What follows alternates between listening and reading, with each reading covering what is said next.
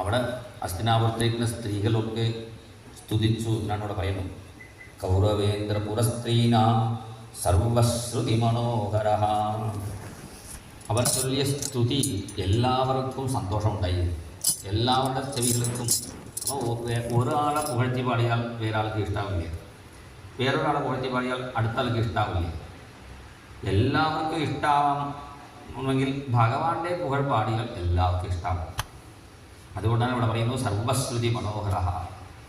മാത്രമല്ല, ശ്രുതി പറഞ്ഞാൽ വേദം എന്നർത്ഥം. ഈ ഹസ്തിനാപുര സ്ത്രീകൾ സ്തുതിക്കുന്നത് കാണുമ്പോൾ വേദങ്ങൾക്ക് പോലും സന്തോഷമുണ്ടായി. പിന്നെ ഇവർ സ്തുതിക്കുന്നത് ചിലപ്പോൾ യുക്തമായിരുന്നു, ചിലപ്പോൾ അത് പൊരുത്തമില്ലാതായി. നാനുരൂപാനുരൂപാശ്ച നിർഗുണസ്യ ഗുണാത്മനഃ. നിർഗുണനായ ഭഗവാനെ സ്തുതിക്കുമ്പോൾ അത് പൊരുത്തമുണ്ടാകില്ല. ഗുണങ്ങൾ ഉള്ളവനായി കാണുമ്പോൾ സ്തുതിക്കുന്നതൊക്കെ ഭഗവാൻക്ക് കൂടിച്ചേരും. അങ്ങനെയാണ് അവർ ഗംഭീര സ്തുതി ചെയ്തു. എന്താ സ്തുതിക്കുന്നു? നമ്മളെ സൃഷ്ടിച്ച് ഈ ലോകത്തിനെയും സൃഷ്ടിച്ച് സവൈകിലായം പുരുഷ പുരാതനഃ യയേക ആസീത വിശേഷ ആത്മനി അഗ്രേ ഗുണേഭ്യോ ജഗദാത്മനി സ്വരേ നിമീലിതാത്മനിശുദ്ധ സത്യശോ. ഈ ഭഗവാനാണ് ഏകനായിരുന്ന ഭഗവാൻ. പിന്നെ ഗുണങ്ങൾ മൂലം ഈ ലോകത്തെ സൃഷ്ടിച്ച് ഭഗവാൻ ഇതിൻ്റെ ഉള്ളിൽ നമ്മളെ അനുകരിക്കാൻ വേണ്ടി അവതരിച്ച് വന്നിരിക്കുന്നു. ആ ഭഗവാനെ കാണണമെങ്കിൽ സവായം യത് പദമത്ര സൂരയഃ യതീന്ദ്രിയാനിർജിതമാതരിശ്വനഃ പശ്യന്തി ഭക്തിക്കളിതാമലാത്മനാനന്വേഷ സത്വം പരിമാഷ്ടമർഹതി. ആ ഭഗവാന്റെ തിരുവടിയെ കാണാൻ വേണ്ടി മഹാത്മാക്കളൊക്കെ പ്രാണനെ നിരോധിച്ച് പ്രാണായാമം ചെയ്ത് മനസ്സ് അടക്കി ഭക്തി കൊണ്ട് ശുദ്ധമായ മനസ്സുകൊണ്ട് ഭഗവാനെ കാണുന്നു. നമുക്ക് അങ്ങനെ ശുദ്ധമായ മനസ്സില്ലല്ലോ, എന്ത് ചെയ്യും? ഭഗവാനോട് പ്രാർത്ഥിക്കാം. ഭഗവാനെ എൻ്റെ മനസ്സുകൊണ്ട് ശുദ്ധമാക്കി എന്നൊക്കെ ദർശനം തരണേ നമുക്കും പ്രാർത്ഥിക്കാം. നോക്കി അവർ ഗംഭീര സ്തുതി ചെയ്തു. അങ്ങനെ ഭഗവാൻ അവരുടെ സ്തുതിയും കേട്ട് പുറപ്പെട്ടു. ദ്വാരകയിൽ ചെന്ന് ഭഗവാൻ ശംഖനാദം ശംഖ് വിളിച്ചപ്പോൾ ദ്വാരകാജനങ്ങളൊക്കെ ഇവിടെ ഓടി വന്ന് ഭഗവാനക്ക് സ്വാഗതം ചെയ്യുന്ന രംഗം ഇവിടെ വർണ്ണിക്കുന്നു. അതിനുശേഷം ഭഗവാൻ പരീക്ഷിത്ത് ജനിച്ചത് കേട്ടു. കാരണം പരീക്ഷിത്ത് ജനിച്ച ഉടനെ തന്നെ ഒരു കട്ടയെ പോലെ കിടക്കുന്നു. ആ ഉണ്ണിക്ക് ജീവൻ ഉണ്ടോ സംശയം. കാരണം ബ്രഹ്മാസ്ത്രത്തിലെ ശക്തി എങ്ങനെയാണ്? അശ്വത്ഥാമയുടെ ബ്രഹ്മാസ്ത്രം കൊണ്ട് കുട്ടി ജനിച്ചിട്ടും അത് ജീവൻ ഉള്ളതുപോലെ തോന്നുന്നില്ലേ. അപ്പോൾ ഒരു അശരീര വാക്ക് കേട്ടു. ഒരു ഒറിജിനൽ ബ്രഹ്മചാരി, സത്യമായ ബ്രഹ്മചാരി കൊണ്ട് സ്പർശിച്ചാൽ മതി ഈ കുട്ടിക്ക് ജീവൻ തിരിച്ച് കിട്ടും. അപ്പോഴാണ് അവർക്ക് സങ്കടമായി. പാണ്ഡവർക്ക് നമ്മുടെ കുടുംബത്തിൽ തന്നെ ഒരാളുണ്ടായിരുന്നു, ഭീഷ്മാചാര്യൻ. അദ്ദേഹം ഇപ്പോൾ ഇല്ലല്ലോ. പിന്നെ ആ കാലത്ത് കുറച്ച് ബ്രഹ്മചാരികൾ ഉണ്ടായിരുന്നു. അവരെ വിളിക്കാൻ പുറപ്പെട്ടപ്പോൾ അവർ ഞങ്ങൾ വരില്ല പറ്റും. ചിലപ്പോൾ അവർ വന്ന് തൊട്ടിട്ട് ഈ കുട്ടിക്ക് ജീവൻ തിരിച്ച് കിട്ടിയില്ലെങ്കിൽ പിന്നെ അവരുടെ ബ്രഹ്മചര്യം എല്ലാവരും മനസ്സിലാക്കും. വേണ്ട, നമ്മൾ പോകേണ്ട വിചാരിച്ച് പല ആളുകളും വന്നിട്ടില്ലേ. അപ്പോഴാണ് കണ്ണനോട് വിഷയം അറിയിച്ചു. അപ്പോൾ ഭഗവാൻ നേരിട്ട് വന്ന് തൻ്റെ തിരുവടി കൊണ്ടുകൊണ്ട് സ്പർശിച്ചു. ദ്രൗണ്യസ്ത്രവന്നി പരിദഗ്ധ പരീക്ഷിതംഗ സഞ്ജീവനൗഷധിലതാ നവപല്ലവാംഘേ. ഭഗവാന്റെ തിരുവടി സ്പർശം കൊണ്ട് കിട്ടിയപ്പോൾ എന്തായി? പരീക്ഷത്തിന് ജീവൻ തിരിച്ച് കിട്ടി. അപ്പോൾ എല്ലാവർക്കും അത്ഭുതം. കൃഷ്ണൻ ഈ എങ്ങനെ ബ്രഹ്മചാരിയായിരിക്കുന്നു? കൃഷ്ണൻ്റെ അഷ്ടോത്തരം നോക്കിയാൽ നമുക്ക് മനസ്സ് കാണാം. ഷോഡശ സ്ത്രീ സഹസ്രേശായ നമഃ. 16 സ്ത്രീകളെ കെട്ടിയ ആളാണ്. പിന്നെ അടുത്ത 2 അക്ഷരം കഴിഞ്ഞാൽ അനാദി ബ്രഹ്മചാരിണേ നമഃ. അനാദി ബ്രഹ്മചാരിയും കൃഷ്ണൻ തന്നെയാണ്. 16,000 സ്ത്രീകളെ വിവാഹം കഴിച്ചിട്ടും ബ്രഹ്മചാരിയായിരിക്കുന്നു. അത് എങ്ങനെ ചോദിച്ചാൽ താമരയില പോലെയാണ്. താമരയില വെള്ളത്തിൽ ഉണ്ടെങ്കിലും അതിൻ്റെ സ്പർശം ബന്ധപ്പെടില്ലേ. അതുപോലെയാണ് ഭഗവാൻ. ഇങ്ങനെ പരീക്ഷിച്ച് ജീവിപ്പിച്ചു. അങ്ങനെ പരീക്ഷ ചെയ്ത് നോക്കിയത് കൊണ്ടാണ് ഗർഭപാത്രത്തിൽ കിടന്ന ഭഗവാൻ ഇവിടെ കൊണ്ടുവന്നു ഓരോരോ ആളെയും പരീക്ഷിച്ച് നോക്കിയത് കൊണ്ടാണ് പരീക്ഷിച്ച് എന്ന് പേരുവരാൻ കാരണം. പിന്നെ വിഷ്ണു ഭിക്ഷയായിട്ട് കൊടുത്തത് കൊണ്ടാണ് വിഷ്ണുരാധൻ എന്നും കൂടി പേര് വച്ചു. പിന്നെ ഭഗവാൻ തിരിച്ച് പോകുമ്പോൾ അർജുനനെ വിളിച്ചു കൊണ്ടുപോയി. ആ സമയത്താണ് തീർത്ഥയാത്ര പോയ വിദുരസ്വാമികൾ വീണ്ടും പാണ്ഡവന്മാരെ കാണാനും അതേപോലെ ധൃതരാഷ്ട്രനൊക്കെ ഉപദേശിക്കാനും അവിടെ വന്നു. നാമം ജപിച്ച് നന്ദ ആനന്ദ കന്ദ സുന്ദര ഗോപാല, നന്ദ ആനന്ദ കന്ദ സുന്ദര ഗോപാല, ആനന്ദ ഗോവിന്ദ ഗോപി ഗോപാല, ആനന്ദ ഗോവിന്ദ ഗോപി ഗോപാല, നന്ദ ആനന്ദ കന്ദ സുന്ദര ഗോപാല, നന്ദ ആനന്ദ കന്ദ സുന്ദര. ഹേ മാധവ ഹേ കേശവ ഹേ മാധവ ഹേ കേശവ, മുരളീധര കണ്ണ മനമോഹന, മുരളീധര കണ്ണ മനമോഹന, നന്ദ ആനന്ദ കന്ദ സുന്ദര ഗോപാല, നന്ദ ആനന്ദ കന്ദ സുന്ദര ഗോപാല. നാമം ജപിച്ച് വിതുരൻ വന്നപ്പോൾ എല്ലാവരും നമസ്കരിച്ചു. വിതുരനെ പോലെ മഹാത്മാക്കൾ തീർത്ഥയാത്ര പോകേണ്ട ആവശ്യമില്ല. ഭഗവത്പിതാ ഭാഗവതാ തീർത്ഥഭൂതാ സ്വയം വിഭോ തീർത്ഥീകുർവന്തി തീർത്ഥാണി സ്വാന്തസ്ഥേന ഗതാഹൃതാം. മഹാത്മാക്കൾ തീർത്ഥയാത്ര പോകേണ്ട ആവശ്യമില്ല. കാരണം പാപം ചെയ്തവരുടെ പാപം മാറാൻ വേണ്ടി തീർത്ഥത്തിൽ മുങ്ങി കുളിക്കണം. ഇപ്പോൾ പ്രയാഗരാജിൽ എല്ലാവരും പോകണം. എന്താ കാരണം പാപം ചെയ്തവരുടെ അവർ കൂടുതലുണ്ട്. നമുക്ക് അതുകൊണ്ട് നമ്മൾ പ്രയാഗരാജിൽ പോകണം. പക്ഷേ ചില മഹാത്മാക്കളും പ്രയാഗയിൽ മുങ്ങാനുണ്ട്. എന്താ കാരണം ഈ ജനങ്ങൾ ഒഴിച്ചുവിട്ടലെ പാപത്തെ വെള്ളത്തിൽ അത് ജലത്തിനെ ശുദ്ധമാക്കാൻ വേണ്ടിയാണ് മഹാത്മാക്കൾ മുങ്ങുന്നത്. ഇത് ഇപ്പോൾ ടെസ്റ്റ് എടുത്തതാണ്. ചട്ടി സ്നാനമുണ്ട്. സാധുക്കൾ മാത്രം കുളിക്കുന്ന ഒരു സ്നാനം, സാധാരണ ആൾക്കാർക്ക് കുളിക്കുന്ന ഒരു ദിവസമുണ്ട്. അവർ വെള്ളത്തിൻ്റെ ടെസ്റ്റ് ചെയ്യുന്ന ആൾക്കാരുണ്ടല്ലോ, അവർ ടെസ്റ്റ് ചെയ്ത് നോക്കി. സാധാരണക്കാർ വെള്ളം കുളിച്ച ശേഷം ആ ഗംഗയിൽ പ്രയാഗരാജിൽ വെള്ളം ടെസ്റ്റ് ചെയ്തപ്പോൾ 3 പോയിൻ്റ് ഉണ്ടായിരുന്നു അതിൻ്റെ മാലിന്യം.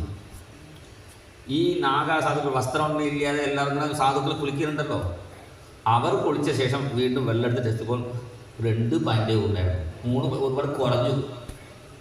എന്താ കാരണം ഈ തീർത്ഥത്തിൻ്റെ മാലിന്യം കുറയ്ക്കാൻ വേണ്ടിയാണ് ഈ മഹാത്മാക്കളുടെ സ്നാനമൊക്കെ. അതാണ് ഇവിടെ പറയുന്നു. നിങ്ങളെപ്പോലും മഹാത്മാക്കൾ തീർത്ഥയാത്ര പോകേണ്ട ആവശ്യമില്ലേ? നമുക്ക് പോകാൻ പറ്റാതെ ആകുമ്പോൾ ചെയ്യും. ഇവിടെ നിന്ന് രാമകൃഷ്ണ ഗോവിന്ദ പറഞ്ഞാൽ മതി. രാമകൃഷ്ണ ഗോവിന്ദേതി നാമ സംപ്രയോഗേ. രാമ പറയുന്ന രാമനാമമാണ് ഗംഗ, കൃഷ്ണ പറയുന്ന നാമമാണ് യമുന, ഗോവിന്ദ പറയുന്നതാണ് സരസ്വതി. രാമ കൃഷ്ണ ഗോവിന്ദ ഈ 3 നാമം ഒരു പ്രാവശ്യം ജപിച്ചാൽ മതി. പ്രയാഗരാജ് നൽകിയ ഫലമുണ്ട്. ഇത് സർവോത്തമ പ്രയാഗേ എന്നാണ് നാരായണ തീർത്ഥൻ പേരുള്ള മഹാത്മാ നമ്മുടെ കീർത്തനത്തിൽ പാടുന്നു. അങ്ങനെ വിതുരൻ തീർത്ഥയാത്ര പോകേണ്ട ആവശ്യമില്ല. എന്നാലും തീർത്ഥത്തിനെ ശുദ്ധമാക്കാൻ വേണ്ടിയാണ് മഹാത്മാക്കളുടെ യാത്ര. സാധൂനാം ദർശനം പുണ്യം തീർത്ഥഭൂതാഹി സാധവ കാലേന ഫലതേ തീർത്ഥം സദ്യ സാധു സമാഗമ. ഇവിടെ വിതുരൻ വന്നപ്പോൾ ധൃതരാഷ്ട്രനക്ക് പാണ്ഡവന്മാർക്ക് നമസ്കരിച്ചു. അതിനുശേഷം ധൃതരാഷ്ട്രനക്ക് ഉപദേശം കൊടുത്തു. ഇതുവരെ നിനക്ക് ഭക്ഷണം കൊടുത്തത് ഭീമനാണ്. ഈ ഭീമനെ കൊല്ലാൻ വേണ്ടിയില്ലേ നീ ഭക്ഷണത്തിൽ വിഷം ചേർത്തത്. ഇപ്പോൾ കണ്ണ് കാഴ്ചയില്ല, നിനക്ക് കുറച്ച് ഭക്ഷണത്തിൽ വിഷം ചേർത്ത് കൊടുക്കാൻ ഭീമനൊരു ബുദ്ധിമുട്ടില്ലേ. എന്നിട്ടും ഭീമൻ നന്നായിട്ട് നോക്കുന്നു.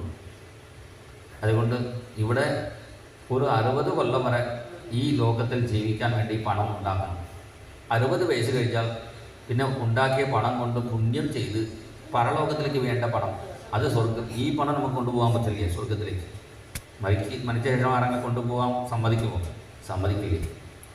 അപ്പോൾ ഈ പണം കൊണ്ട് നമുക്ക് നല്ല കാര്യങ്ങൾ ചെയ്ത് പുണ്യമായിട്ട് അത് സ്വീകരിക്കണം.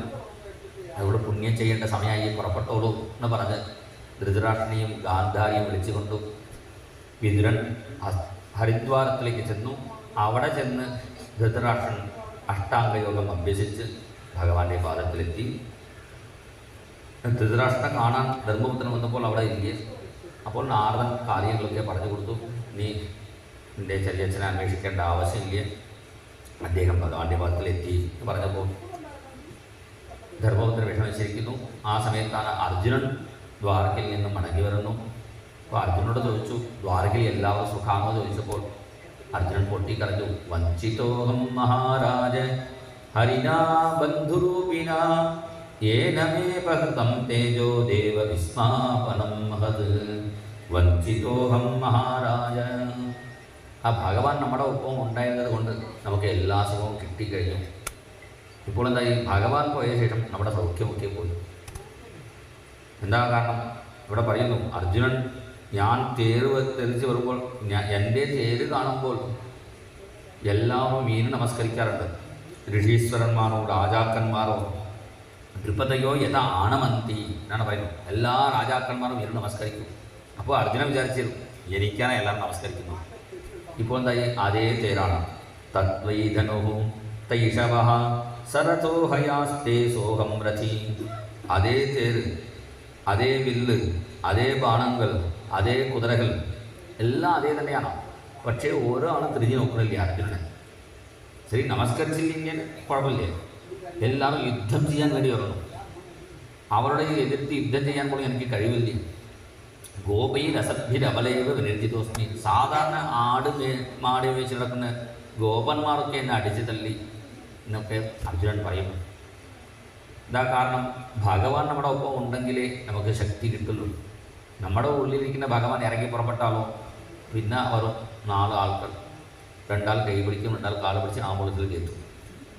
അപ്പോൾ മനസ്സിലാവും നമ്മുടെ ശക്തി എവിടെ പോയി.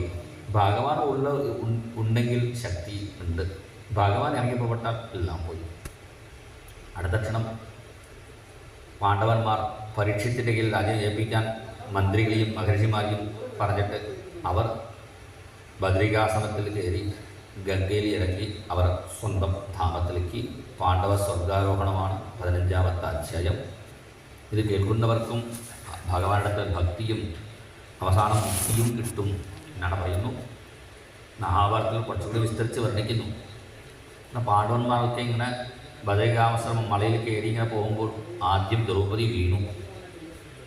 അപ്പോൾ ധർമ്മപുത്രൻ്റെ തൊട്ടടുത്ത് പോകുന്ന ഭീമൻ ചോദിക്കുന്നു, ഏട്ടാ ദ്രൗപദി ഗംഗയിൽ വീണുപോയല്ലോ. അപ്പോൾ ധർമ്മപുത്രൻ പറഞ്ഞു, നമ്മൾ 5 പേരുണ്ടെങ്കിലും ഈ ദ്രൗപദി അർജുനനോട് കൂടുതൽ ഒരു പ്രേമം കാണിച്ചു. ആ ചെറിയ ദോഷം കൊണ്ടാണ് ദ്രൗപദി വീണുപോയി. കുറച്ച് കഴിയുമ്പോൾ സഹദേവൻ വീണു. സഹദേവൻ വീഴാൻ എന്താ കാരണം? അപ്പോൾ ധർമ്മപുത്രൻ പറഞ്ഞു, സഹദേവന് കുറച്ച് അഹങ്കാരം ഉണ്ടായിരുന്നു. എന്നെപ്പോലെ ബുദ്ധിയുള്ള ആൾ ലോകത്തിലില്ല. ആർക്കെങ്കിലും സംശയം വന്നാൽ ഉടനെ സഹദേവനെ നമ്പർക്ക് ഫോൺ വിളിച്ച് ചോദിച്ചു. രാജസൂയാഗത്തിൽ ആദ്യത്തെ പൂജ ആർക്കാണ് ചെയ്യുന്നത് ചോദിച്ചപ്പോൾ സഹദേവനോടാണ് ആദ്യം ചോദിക്കുന്നു. അപ്പോൾ ഞാൻ നല്ല ബുദ്ധിയുള്ള ആളാണെന്ന് അഹങ്കരിച്ചിരുന്നു, അതുകൊണ്ട് സഹദേവൻ വീണു. കുറച്ച് കഴിഞ്ഞപ്പോൾ നകുലൻ ഗംഗയിൽ വീണു. നകുലൻ വീണപ്പോൾ അടുത്തിരിക്കുന്ന ഭീമൻ ചോദിക്കുന്നു, നകുലൻ വീണല്ലോ. നകുലനക്ക് തൻ്റെ സൗന്ദര്യത്തിൽ അഭിമാനം, എന്നെപ്പോലെ സുന്ദരക്കുട്ടൻ ലോകത്തിൽ ഇല്ല, അങ്ങനെ അഹങ്കരിച്ചിരുന്നു, അതുകൊണ്ടാണ് നകുലൻ വീണു. കുറച്ച് കഴിഞ്ഞപ്പോൾ അർജുനൻ വീണു. അർജുനൻ വീഴാൻ എന്താ കാരണം?